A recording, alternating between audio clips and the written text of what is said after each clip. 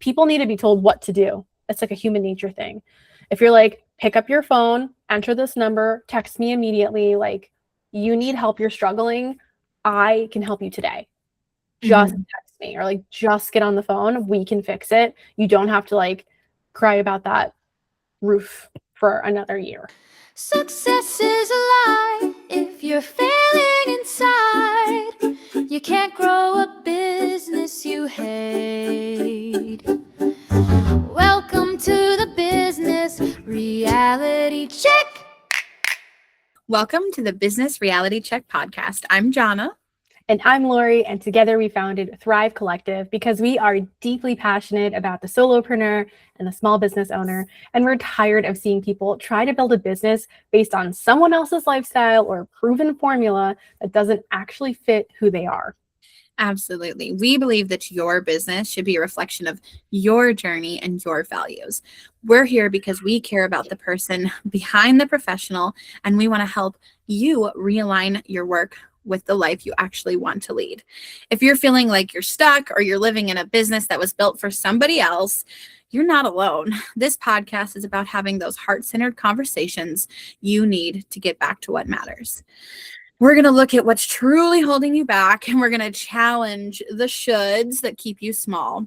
We do this with kindness and radical clarity because you deserve a business that works for you and not against you. That's right. And if you want to see our faces and feel like you're right here in the room with us, head over to youtube.com/@BizRealityCheckPod to watch, or listen wherever you get your podcasts. Check the podcast notes for all the links and resources from today's episode. And if you're ready for your own reality check, we've also included the link to apply to be a guest. We would love to hear your story. All right, let's get started. All right. So today we are here with Morgan. She and her husband built something from scratch. They started their own company, M&N Property Care, remodeling and repair in the Oklahoma City area. And the work is great. They love what they do. Clients love them. They get referrals. When Morgan is on a job with a client, she kind of like lights up and loves what she does. But right now they're kind of in that hard in-between place that a lot of small business owners know very well, right? Where you're good at what you do, but you can't seem to get enough of it coming in consistently. And so when the work dries up, you start doing whatever you can, right, to make things move and to keep going. And somewhere in the middle, all that scrambling, it just gets harder and harder to see the big picture. So today Morgan came in asking about marketing, but she also said something that really kind of stayed with us, right? That her biggest fear is not knowing what she actually wants. And we think that that's truly the important conversation. So Morgan, we are so glad that you're here today, and we are very excited to dig in with you. Yeah, thank you for having me. Well, it's our pleasure. And I think it's so great to hear that your clients love you. Your work speaks for itself. That's so refreshing to hear. It's not the case for everybody, especially in your industry. So props to you. It's not an easy feat. And you've built something from scratch after what sounded like kind of a tough situation. So what would it mean to you if you walked out of this conversation today having a direction and kind of knowing more what that dream looks like? Yeah, that would be great because we just need a little bit of help just figuring out how to get our name out there more, how to bring more clients in, and just have a good game plan going forward. Yeah, I think we've all been there. I mean, Lori and I have been in many businesses, whether they were our own or we were part of them, and we all take the same journey together. So I kind of want to start with kind of an open-ended, bigger question, right? So before we dive into like marketing or clients or some of the more logistical, practical stuff, I want to ask you kind of to like picture yourself, like maybe in a year from now, or, 6 months down the road when the business is working. Where do you see yourself? What do you picture the business as? Like in a perfect world, right? Like what kind of roles are you doing? What does it feel like during the week? Our main issue is just keeping consistent work coming in. Some months will be really good and we'll be booked up. And then other months, specifically in like the winter time, it'll be kind of slow and we'll be struggling for a little bit. So to just have that consistency would be great. And we're hoping eventually being able to be consistent enough to be able to hire employees on. And then eventually I'm wanting to step away from the field work and just manage the office where my husband can manage a crew in the field. That's the big dream. I love that. I love that so much. And I think a lot of us, like, our goal is to not be that person who's doing the, the manual day-to-day work, and consistent business and leads is always a big thing. And so I love that. So it sounds like you want like a consistent funnel of people coming in, whether they're finding you on social media, on ads, things like that, and that you want to be able to replace some of the jobs that you're currently doing with other people who have, skills and passions in those areas, so you can kind of work more behind the scenes. So do you enjoy kind of like the behind the scenes admin work? Do you like doing that? Yeah, I do. I enjoy talking to clients and figuring out what they want for a project and stuff like that. And I do enjoy working in the field as well. But yeah, I think just to be able to have more time to step back and take care of other things and stuff too, would be great. Yeah. I just wanted to name, when you want to take care of some other things, are you talking like personal, outside the business, in the business? Could you clarify? Yeah, it's like we were hoping to someday I can be able to be like a stay-at-home mom eventually when we want to have kids and stuff. And we always said we wanted to wait till we were financially stable before we did that. So yeah, that's the dream, is to eventually build it to where like I don't have to work in the field and I can work from home and stuff. I love that. I have a 11-year-old who thinks she's, 17 or whatever. But when I started my business, I was a single mom for like a long time. And so I had to truly balance like being that mom figure and trying to grow my business so she has a more, stable long term. And it's really hard. So I commend you on making the decision to like make sure everything is stable and you've got this great foundation before you take that leap, because it's really hard to do both at the same time. So I love that. And, knowing you a little bit more, I know that you also you garden and you have lots of other things that you like to do and make jams and things like that. A lot of just wholesome homesteady things that you do. And so really creating a structure or a system that's going to get you out of having to be in the business every day. So you have that freedom to spend your time how you love and with those that you love. Yes, yeah. I have a farm that I take care of. It's pretty much a full-time job too. And then I go to farmers markets on the weekend and stuff, and craft shows. So to have more time to be able to work on that business and stuff too, that'd be great. Okay, I'm glad you said that. I was just going to ask you, is that something you'd like to have in your short term and long term, as well as all of your beautiful things that you make? Yeah, it's like I wanna grow the other stuff too. That's kind of more my passion, I would say, is kind of the other stuff that I'm trying to get into. Okay, well, we thought about that because for the people listening, Jonna does know Morgan, so she knows a little bit about her that maybe I wouldn't know, or us as listeners wouldn't know. So we've got some thoughts and ideas that might encompass some of these really beautiful little things that you create. I haven't had the pleasure of tasting or trying them, but just like FYI, I've heard really, really fabulous things. So we're going to pin that. I want you to know, we want this to be about you today, Morgan. And so I feel like having those pieces be in your today, your future, your short-term right now goals, I think is exciting, because I think as entrepreneurs, we need something that's fulfilling to some degree, gratifying. It's hard to keep going when it's okay, I know in a year I'm going to get there, but if we have something we can be excited about tomorrow, it gets us to the 1 year mark too. So just want to Yeah. I'm a very multi-passionate entrepreneur and creator, and I dabble in all kinds of different things. But like Lori says, if I'm working towards a long-term big picture goal and there's no kind of satisfaction in my day-to-day, or even on a weekly basis, I lose steam. And so I have to build in those little things for myself. Otherwise I'll just get discouraged and sit in bed and read a book all day. So, which is easy to do. And so I think as we keep going in this conversation, we really want to make sure that we are prioritizing your values and your personal goals too, and not just the business goals, because that would be against everything that we are for, because we are so passionate about making sure that our business really fits our lifestyle, which means like if every time you guys have a client, you want to do like a little gift basket of all the things that you create and things from your farm, that's fabulous. And let's build that into the system so you have that little thing to fulfill you, right? While you're working on the big picture. Yes, but let's I'm not always get, bringing little gifts to my clients.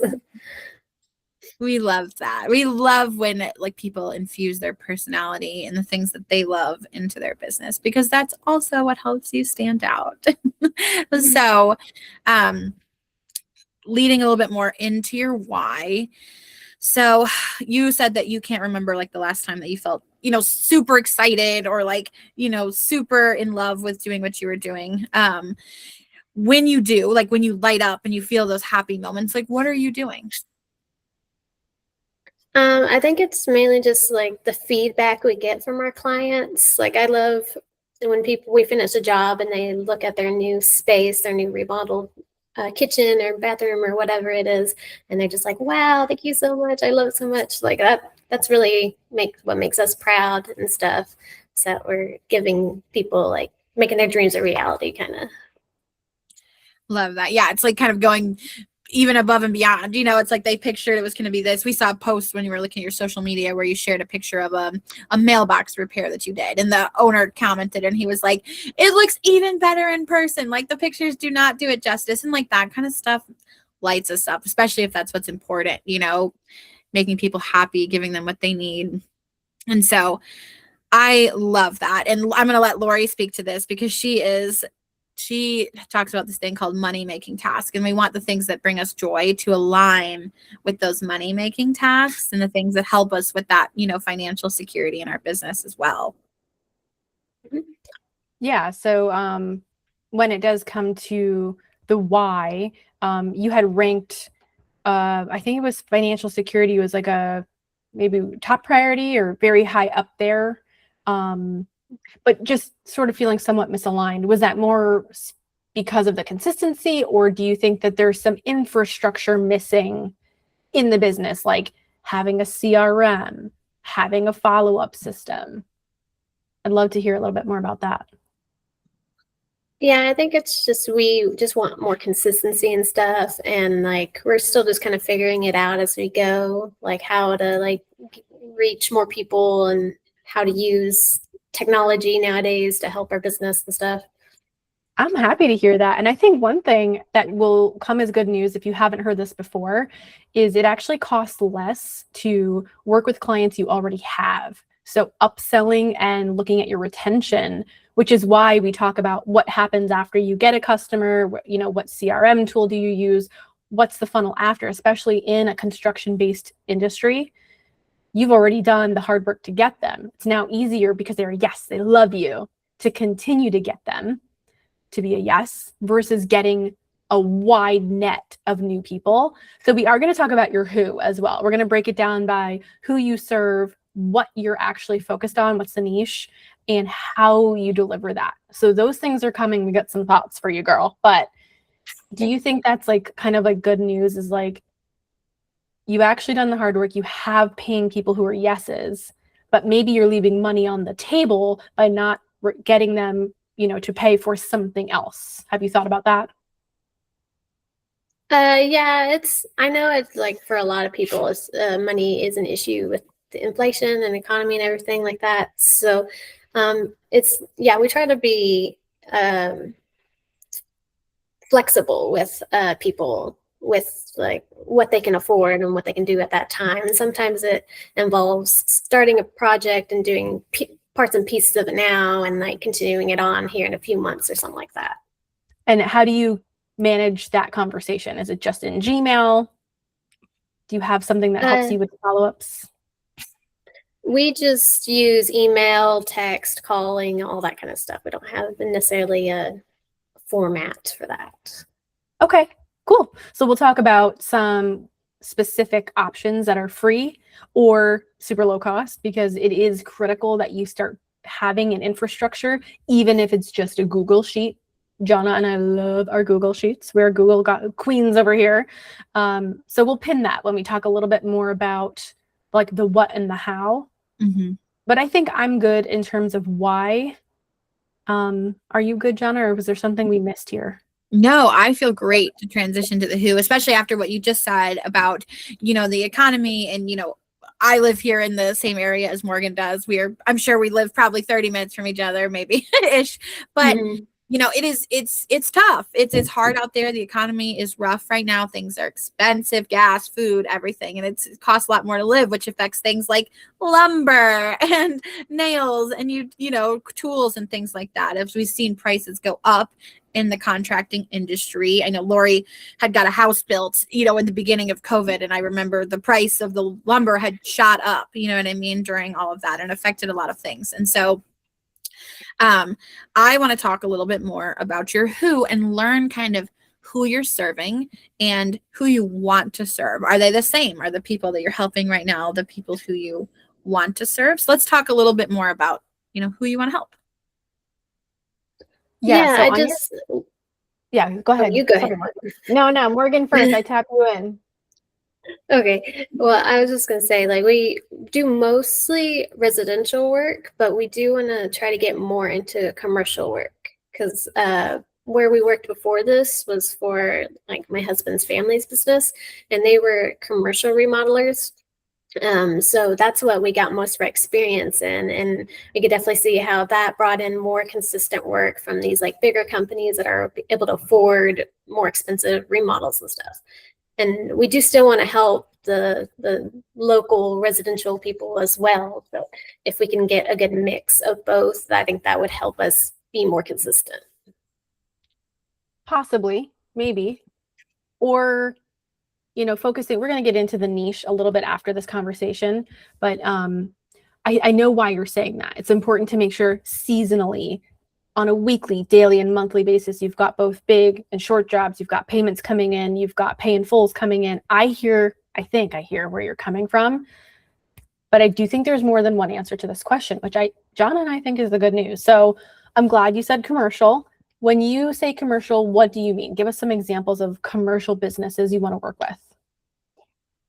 Yeah, just like bigger companies, smaller companies, like just anyone that's needing help with either like their store, getting updates and remodels to their store or their office space and stuff like that.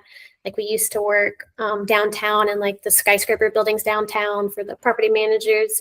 So like we've been around that field quite a lot.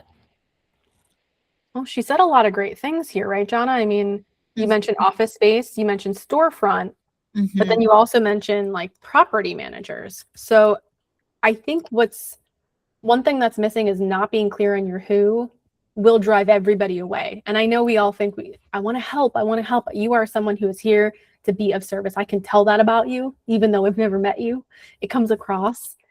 But when we're not specific, nobody can find themselves in the languaging, like on your site, with when you say something out loud or on your Facebook. So is it property managers with, or people who own office spaces and storefronts? Because when I think commercial, I can think like boutique restaurants.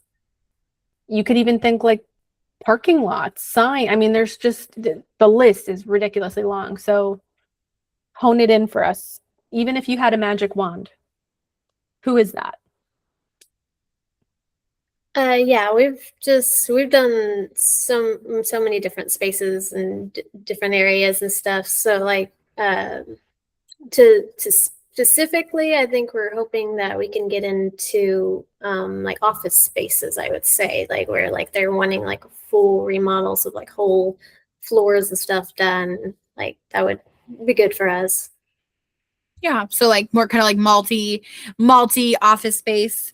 Do you want to do like business office or like medical dental office or like either or?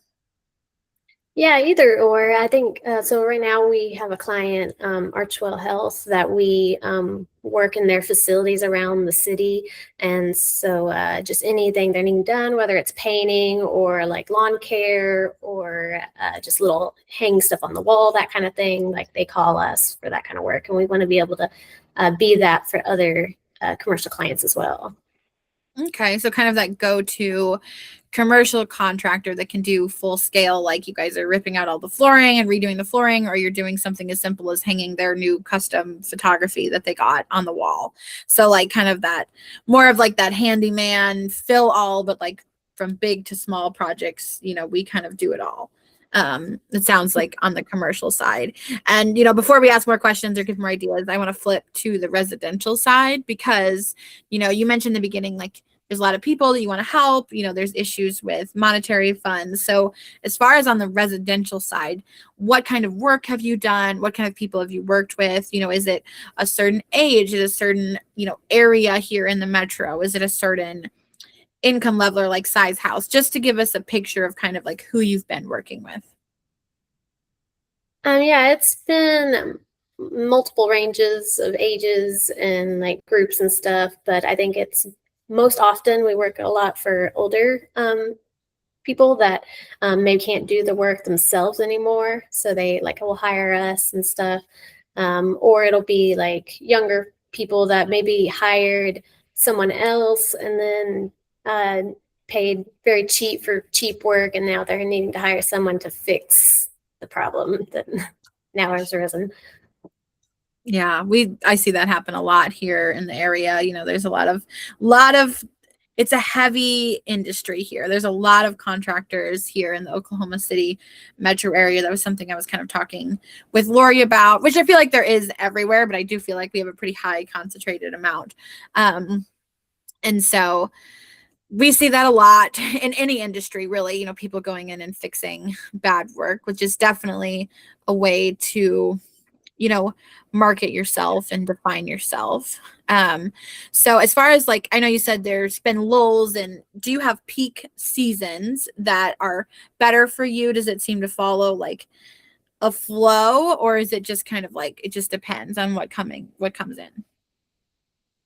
Yeah, there's definitely, we've had a trend that basically around December, when people are getting ready for the holidays, people will kind of start dropping off. And then it probably doesn't really pick up till like April, when people are getting like their tax returns back and stuff. So for like 3 or 4 months there, like it'll be like really slow to where like sometimes we'll go weeks or months without work. So yeah, we're definitely needing to like fill those months specifically. Yes, absolutely. And my this is a different situation, but my family owned a publishing company and they helped people self-publish, and there was a very specific like peak season, right? So we would get right after tax return through, you know, October would be like really busy. And then of course November, December, January, and February was basically dead. And they knew that, and they kind of built their business structure around that, knowing that during those months, like they weren't super focused on bringing people in and things like that, where they're working and doing work in the business and for the business, as opposed to like doing client work. And, you know, we have another client who he actually flips what he offers in the summer and the winter season, right? And so he kind of fills that gap because there's no clients for this in the winter. So he flips what he does. And so there's a lot of room to come up with some creative solutions for that, which I'm excited about. So I think that gives us a little bit of insight into your who, which is all going to play into kind of like the what, which is the, you know, the next thing. And on both sides, you said you're like willing to work with people. So do you offer payment arrangements, or is it just kind of like a verbal communication? Like, oh, I can pay this much now, so you guys can do whatever you do. Or is it like a set, you know, way that they can spread out payments to you? Yeah, we're willing to just talk with people and negotiate. Generally, when we give people a quote and they approve it, we ask for like the material costs up front. And if it's like a bigger job, maybe even a 10% down payment on labor as well. So we can kind of work that way. And then also just if people need to split the payment a couple times or two, 3 times, we're willing to help with that too. And I'm curious, how are you issuing like your contracts and accepting payments? What technology are you using for that? We use just Word for our invoices and quotes and stuff, and we'll email that to them or print them off and bring it to them and stuff. And then we usually get paid in checks, and then sometimes we also will take card payments as well. Are you using like Stripe, or what do you use for that? We use Square for the card Square. payments. Okay, cool. Just to get an understanding of like what you have to work with and kind of where you're willing to go with that. Do you ever have any hiccups or anything related to the contract at all? Or is that usually once it's signed, you're good to go? They understand it. I'm just kind of curious. Yeah, we haven't had too big an issue with people having problems with that. We just try to be really upfront and honest with people and like keep them in the loop of the whole project from start to finish and what's expected and everything. Got it. Yeah, I think. Oh, go ahead, Lori. Well, I kind of wanted to keep tying in the who a little bit more, like the who and the what, because it's kind of hard to separate them a little bit. It's like they start to blend together. But how do you want people to perceive you, or how do you perceive you all? Are you perceiving your company as a remodeling company? Are you like, what do you tell people that you are? We usually tell them that we are professional remodelers, that we're self-employed contractors, have our own business, that we own and operate, that kind of thing. Okay, and do you typically have to display your licensure or anything like that in Oklahoma? Sometimes people ask to see our licenses, and we do provide that and stuff. We keep all updated licensing and permits and all that. I'm sure you do. I just know that we've worked with some people in the industry, and licensure is one of those like footer elements where they just kind of keep their number there. That was like a very nuanced question. For people listening, this industry has its own set of very specific things you have to do and know and have and update all the time. So I know Morgan's on it. When you have like, if you could name your thing, like you kind of described it as like you come in and you fix things. You fix things when people can't do it, or you fix things that the other contractors did not do a good job on. Is that your thing? Are you kind of the fixers? Is it price? Is it quality? Are you the ones who answer the phone? Like, could you name what's your thing? What makes you stand out? Yeah, we want to be known as like people that you can kind of call for anything, and even if like we don't necessarily provide it, we know people. We work with subcontractors. We do general contracting as well, so like we can take care of a whole project and manage other subcontractors as well to complete a project. This episode is brought to you by Social Work Exam Prep. For social workers, the exam is a powerful step toward your mission of advocacy, inclusion, and real-world impact. It is the bridge to the career you were meant for. At Social Work Exam Prep, they prepare you to approach the exam exactly the way the test makers intended. Led by Wendy Elias, a clinical social worker with over 25 years of experience, who designed the curriculum to elevate your clinical judgment, critical thinking, and ethical awareness. With an 88% first-time pass rate, their 5-module course masters the DSM-5 and therapeutic modalities while integrating essential self-regulation skills to keep you grounded and focused under pressure. You can study at your own pace with a curriculum designed by a practicing, clinically licensed social worker who's taught more than 500 people for over 15 years. Invest in your expertise and move through your final stretch of prep with absolute clarity. Visit socialworkexamprep.net today and successfully pass your social work exam. Okay. Mm-hmm.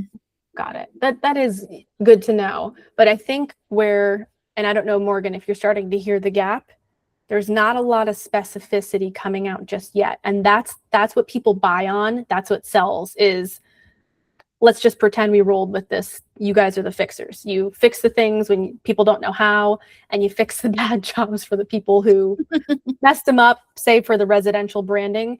There's got to be something you can name, because otherwise I'm in a kind of a saturated market too where I am. There's actually a lot of like handyman, construction, and I've seen a lot of it go awry. in the Facebook groups, people will tell you it went bad. So the trustworthiness, right? There's got to be something like she's a great storyteller. And so like I'm sure she saw this somewhere, but like there's people who will come with their dog. Like there's like something fun and interesting that captures on the residential side.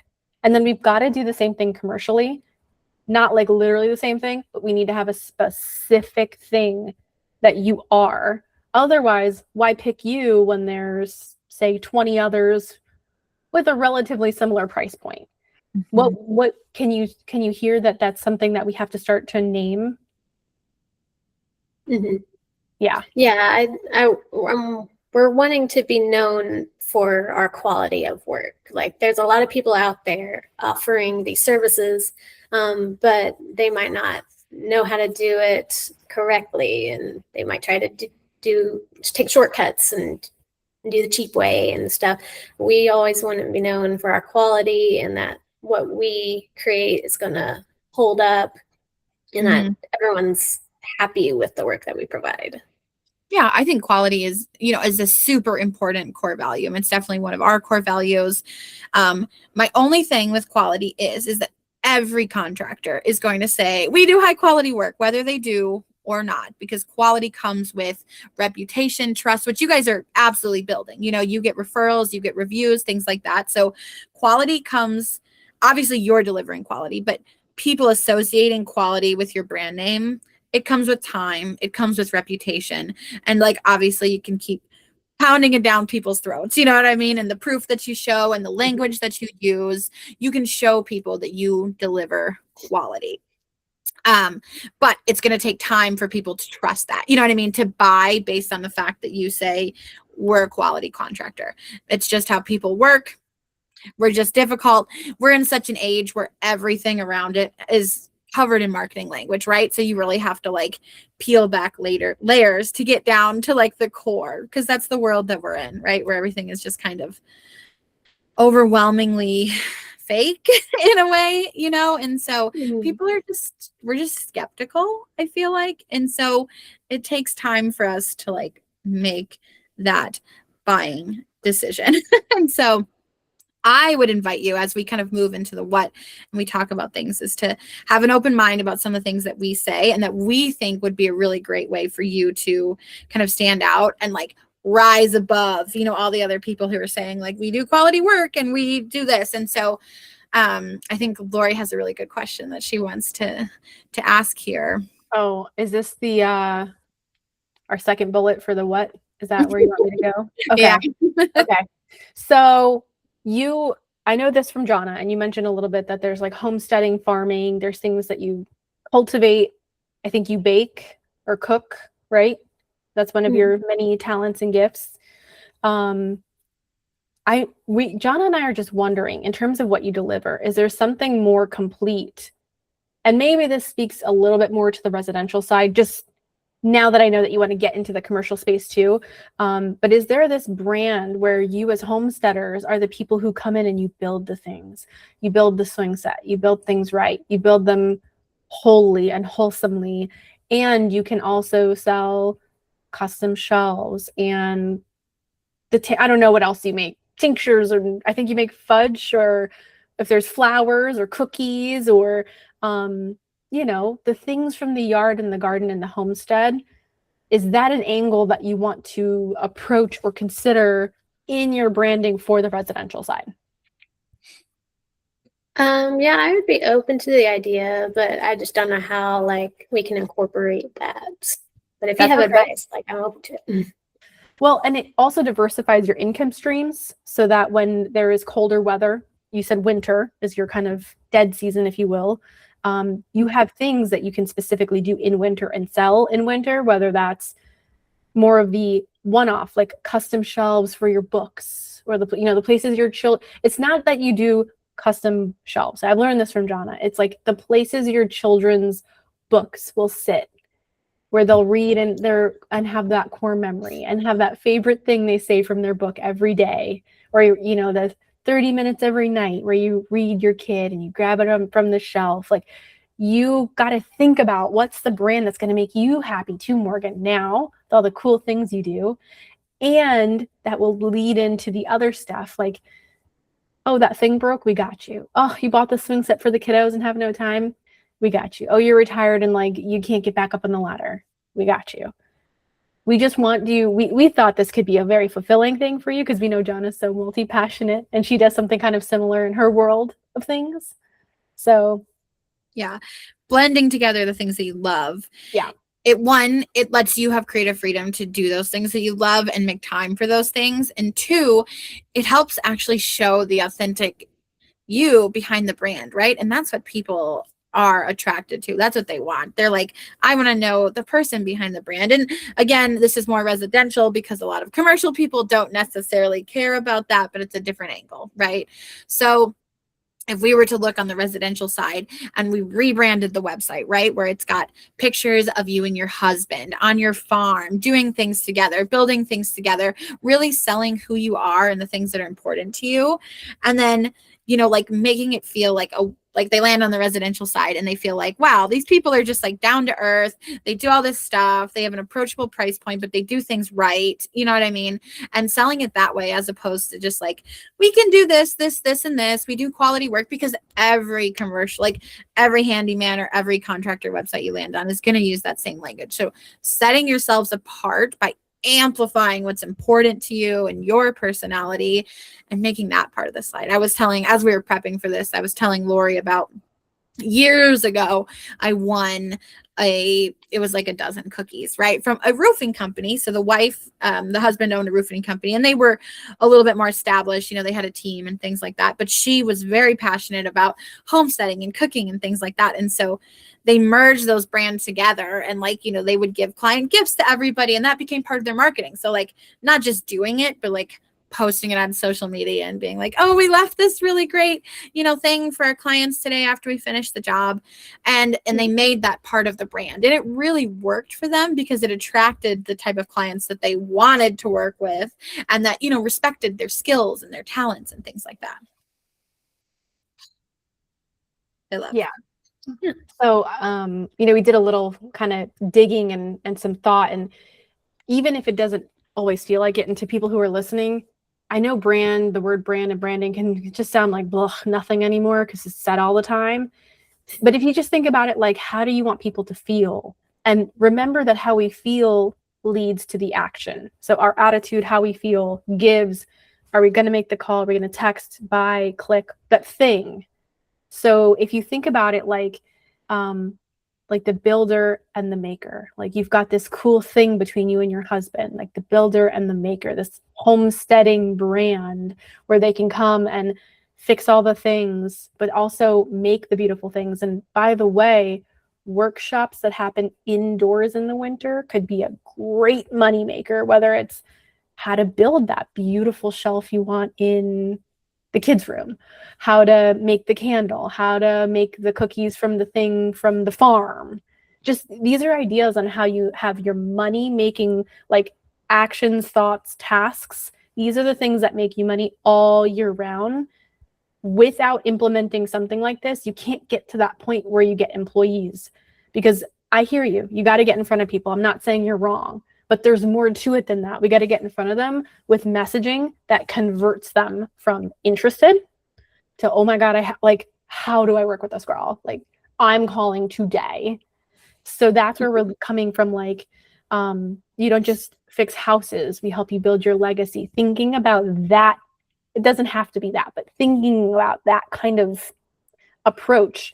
And if you're going to have two different audiences, residential and commercial, you do either want to have two separate sites or two separate dedicated, when I say landing pages, everyone, I'm putting it in quotations. Morgan's like us. She has a Google site. We love Google. We have a Google site. You can have two different pages on your site look totally different. Everything we're describing, this is what you want to pitch to the residential people. When you're at the farmer's market, girl, you need to have some kind of sign that's like the builder and the maker. You like this? Well, let me just show you the things we can do inside your home too. Making sure everything you say sells the whole kit and caboodle, not just the one delicious thing in front of them. Do you feel like you're comfortable doing that when you talk to people? Are you a good closer? Are you comfortable coming up and like saying things like that? Yeah, I definitely think like I'm pretty good with talking with people. I'm a pretty social person. I'd say like my husband needs a little help with that side of it. He's kind of introverted. So it's like generally it feels like I'm more so the one talking to clients and stuff. And it seems like once I do talk to people, like people do really like us and like our work and everything. And when we quote a job, I'd say, 9 out of 10 times we get the job. So it's like Okay. talking to people isn't so much an issue. It's just finding the people to talk to, I guess. Okay. I mean, that's a great close rate. I mean, so I think that's, says that once you're able to talk with people, you're able to close. And so, Lori, do you mind if I ask a question? I might go out of order, but I'd like to know what you're doing for marketing, like everything that you do in a month, right? Whether it's in person and you're, have a sign about the things that you do. Is it posting on your social media pages, into groups? Do you go to networking meetings? What are you doing to market the services right now? So yeah, most of our marketing right now, most of the work we have coming in is from either repeat clients or word of mouth advertising, them recommending us to other people.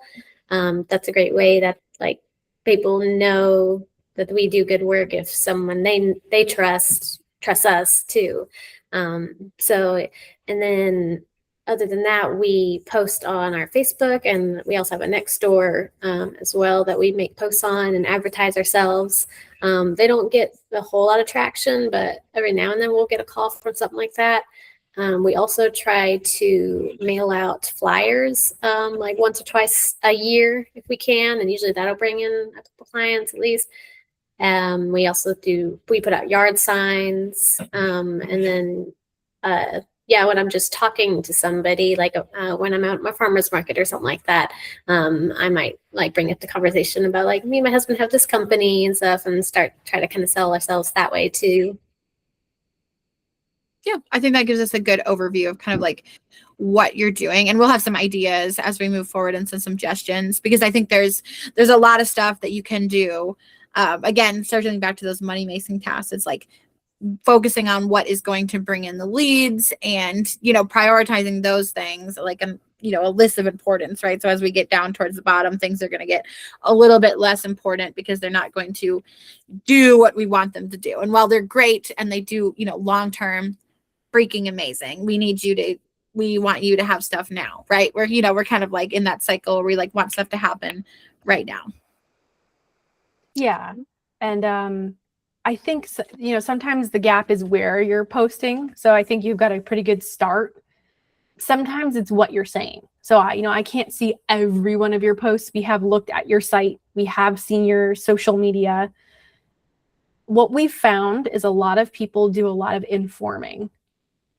We are a husband and wife team, and we do these things. That would be like an example of an informative post. What we don't necessarily see is a lot of making the ask. So like I'm just skimming over your Facebook page right now just to see a couple of like captions. You do have like a request to follow the page or let us know if we can help you. But those we would call dating calls to action versus the marriage call to action. They're very soft. Like, hey, just let me know, like I'm here in the back, like I'm here in the background. I got you. But that's not like people need to be told what to do. It's like a human nature thing. If you're like, pick up your phone, enter this number, text me immediately, like you need help, you're struggling, I can help you today. Just text me, or like just get on the phone, we can fix it. You don't have to like cry about that roof for another year. No, That's the shift. I think that's a great point. And like, we bought a house last year and I've never been a homeowner. There's a million things that I don't even know that I need to do about my house. You know what I mean? So being like, hey, it's February, like you got to get your freaking gutters cleaned. Like, spring is coming, and then just putting a price for that and being like, we only have this many spots available this week, like text me and we'll get you in on the calendar. You know what I mean? Again, that urgency, that like telling people what needs to be done, because I don't know, you know what I mean? Like, I don't know what to do for my house unless I see something bad happens to somebody else. And then I'm like, oh gosh, I should probably like see if I need to do that. You know what I mean? But creating that urgency or telling people what needs to be done, and then like that strong close. Like Lori said, people just they don't like buy unless you tell them how to buy or that they need to do it and things like that. Yeah, I think I want you to feel comfortable being more direct. And we say this a lot, so please don't think you're alone or the only one. Don't think you're doing anything wrong. It's just a gap because you say, let me make sure I'm reaching more people, right? That's so part of it is what you're saying. Part of it is where you're posting, frequency of posting. Like in groups, it's one thing to be in a group. It's one thing to post in a group, and it's one thing to respond in a group. Those are all different engagement items. We'll talk about that in a second. But I think you've got a great start. You are out here posting. I do see photos. But what I will say is that when I looked at your gallery on your site, not to say the photos aren't great, I just don't know what they are. I need context. So my guess would be it doesn't give the value you think it's giving because we can't tell what happened here. I don't know if like the first one is the after and then the other one was the before. If is it residential, commercial? Tell a little story, even if it's short. Because I'm not you. I don't know it the way that you've got it in your mind. So that would be another thing is like every opportunity on your site, socials everywhere, that you can infuse that, Jonna might say like the hook, what gets people interested to make a call to action. Mm-hmm. It's basically a free billboard or a very cost-effective billboard. That's one of the things we'd love to see you infuse. Mm-hmm. No, absolutely. Okay.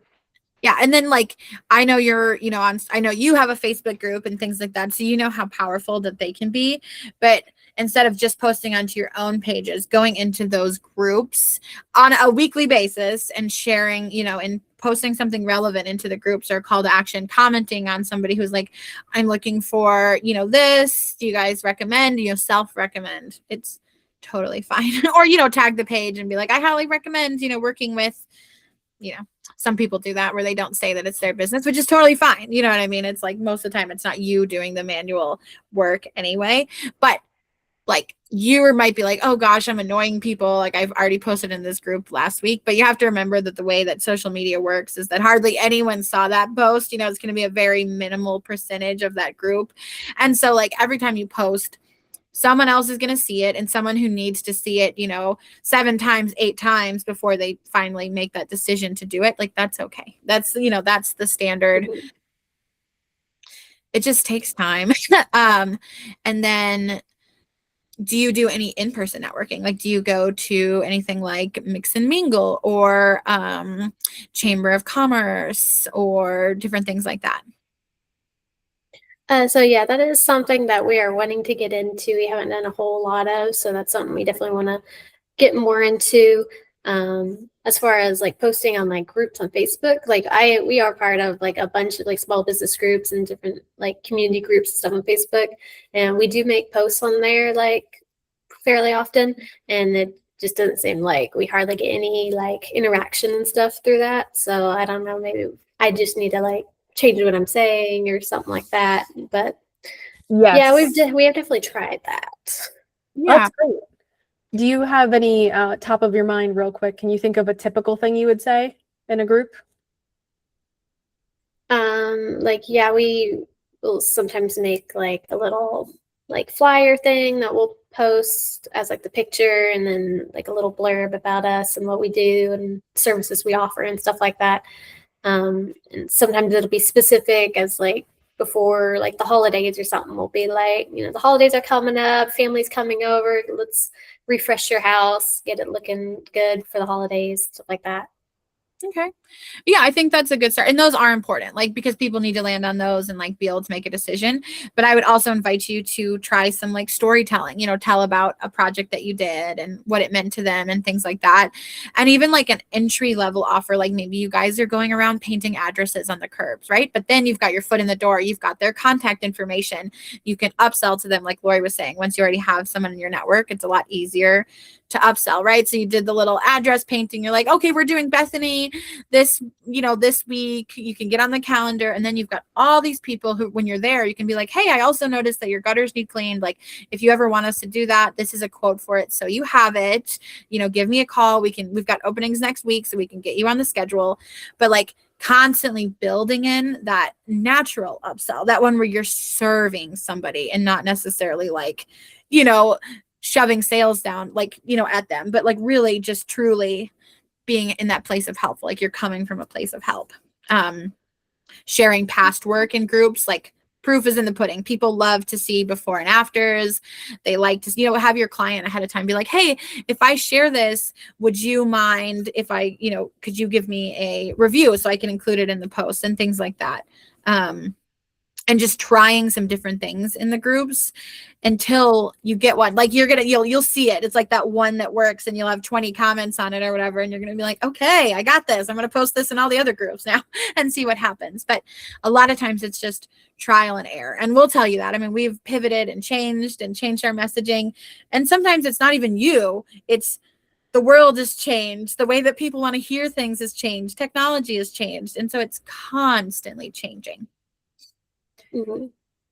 It is. And that's why we'll keep pushing back on, you're doing a great job in the fact that you did this. This is not an easy thing, posting, coming up with the stuff, but it's still very vague. It's like, we can help with whatever. Anytime you're just like, we can help, or if you use the word everything, or you got lots of stuff, you got to really name it. And it's okay if you rotate the things you name, like around the holidays, maybe there is that one thing that people really want before holiday company comes over.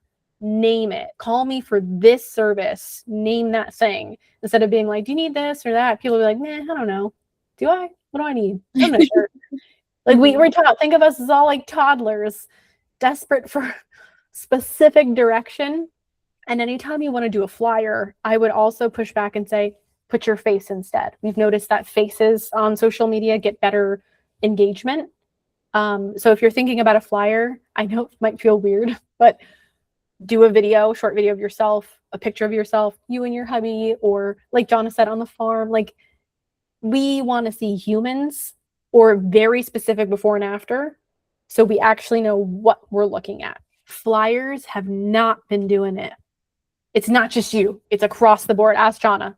Yeah, graphics just we have social media clients, and we've been telling a lot of our clients like, hey, like we should really move away from graphics. Like they aren't working, and it's not us, and they look great, but it's the algorithm, it's the way that Facebook and Instagram and things like that are prioritizing things, and they're just not pushing graphics. So they're shoving it down and down and down on, whereas if I do a sales post and I grab a picture of like me or me and my daughter, like I always get much more messages and outreach and things like that. And it just performs better. And I know it can be scary to like post pictures of yourself out there, but it's important. And you and your husband are the face of your business at this point, until you have a team. And when you develop a team, put their pictures on everything, do a branding shoot with your whole team. So that way they get to share the glory too. But you know what I mean? Like, people want to see faces. They want to connect. And I also think, like, when it comes to your how, this is kind of what we've been talking about, is how you deliver the services. We kind of segued there. It's important that you have a couple things in place. Number one, you need a tech suite. When we say like a tech suite or a tech stack, you need to have a sheet that tracks all of your projects if you don't already, not just from a monetary point, but for follow-ups. If they were a yes and the job is done, you need to have a follow-up procedure, even if you just draft a couple of templates that live in Gmail and you send them off at appropriate times throughout the year. You never stop at yes. And you also can continue when people are a no for now with other stuff. So you need to use a Google Sheet. I would advise you at least Google Sheets because it's free and it's included. You have Google Workspace, I think you told me about, because you have a professional domain email, which double thumbs up.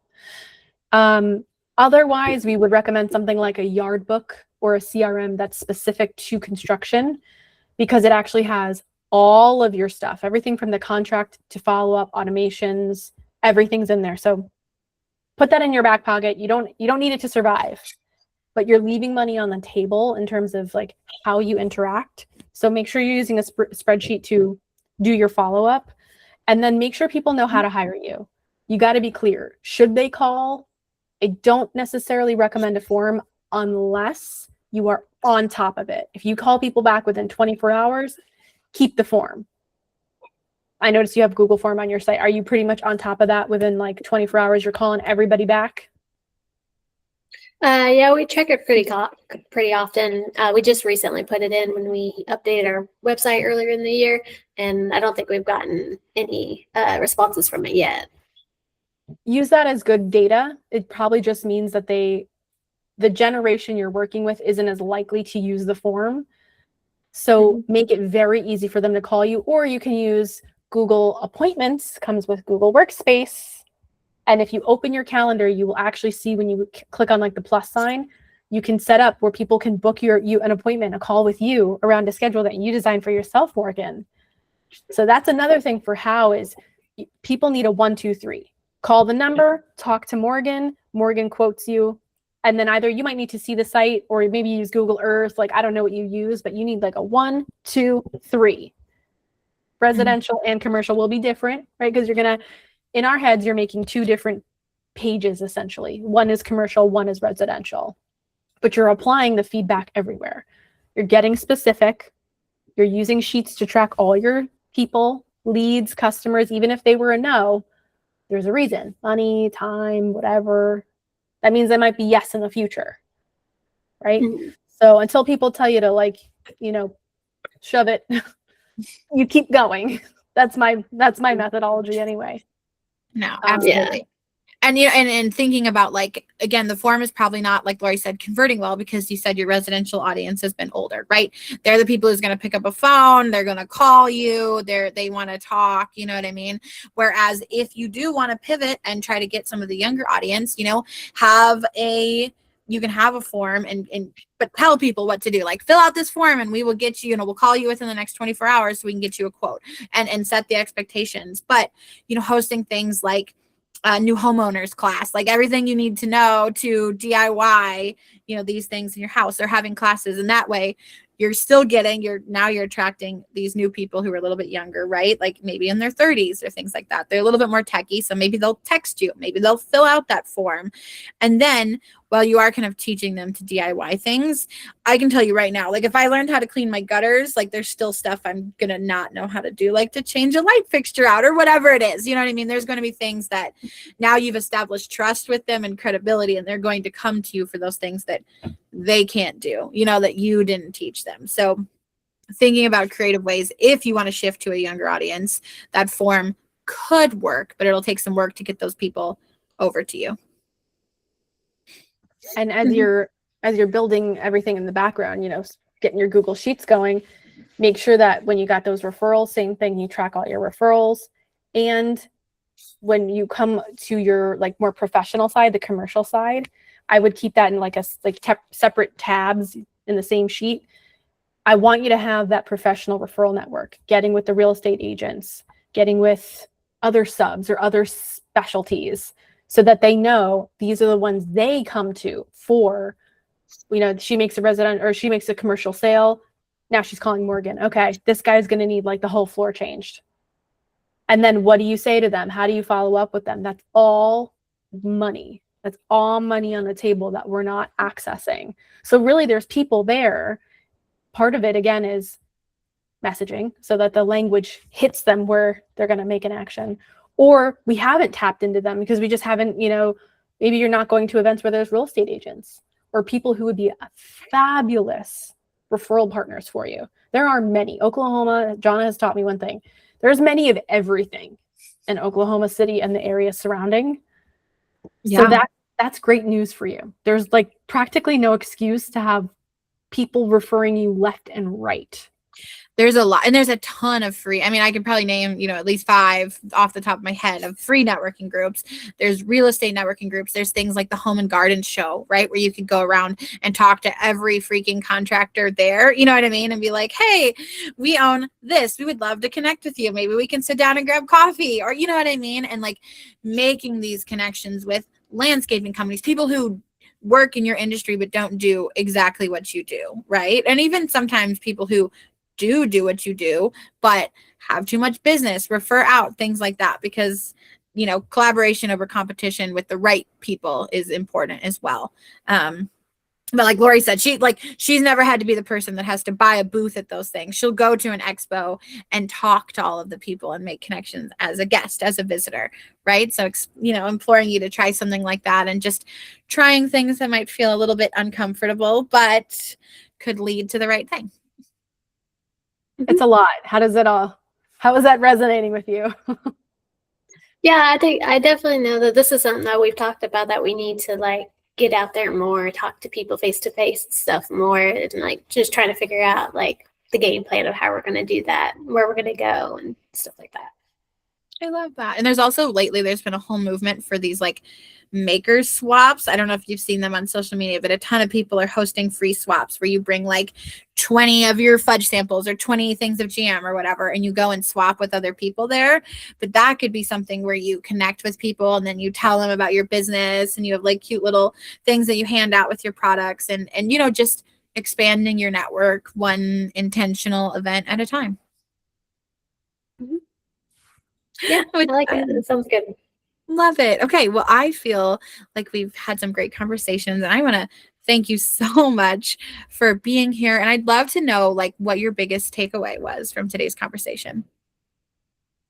Yeah, I like what you said about this, like just trying to put our face out there more and stuff. Like that is something that we do plan to do, is add like some professional pictures to our website and stuff like that. So yeah, that is coming up soon. And then yeah, just trying to be more personable, because like we want to appear as professional, but we also want to be personable as well. And when we work with clients, like we are often like, we almost become friends with our clients, because like we just chat, and we're like, oh, we have dogs too, and like we're petting their dogs or whatever. So like, yeah, just being, you know, professional but also personable is important to us. I like that a lot. I appreciate you saying that. I think a lot of us wonder where the distinction is between being too personal and being personable. And I think you nailed it. It's the things that you would tell your friends about your dogs, and the things that are the same, and like the things on the farm, the things you love. So I'm glad you said it. Definitely infuse that into your photos. When you are doing your professional shoot, have some in the farm, have some in action, you know, in construction, have some of you at the computer, have some of you with humans. Like, people do business with people. Like you said, when you get on the phone, you're a great closer. That's because you're just so down to earth and easy to talk to. I can tell now after an hour of being with you, like you put people at ease. So I just wanted to underline that. And I feel like a lot of people who were listening maybe recognize themselves somewhere in your story. So for anyone who is still here listening with us, if you're caught up in the momentum of something that really doesn't fulfill you, or if you've been quietly avoiding that dream that feels just a little bit too scary to name, we can help you figure out what's holding you back. And if you're ready for your own reality check and you're open to being a guest on the show, head to becomethrive.com/podcast to apply. We do have all the links in below wherever you're watching or listening. And we promise to be honest with you, even when it's uncomfortable. That's just how it works. Thank you again to Morgan and to everyone else who's listening, and we'll see you in the next one. Success is a lie if you're failing inside. You can't grow a business you hate.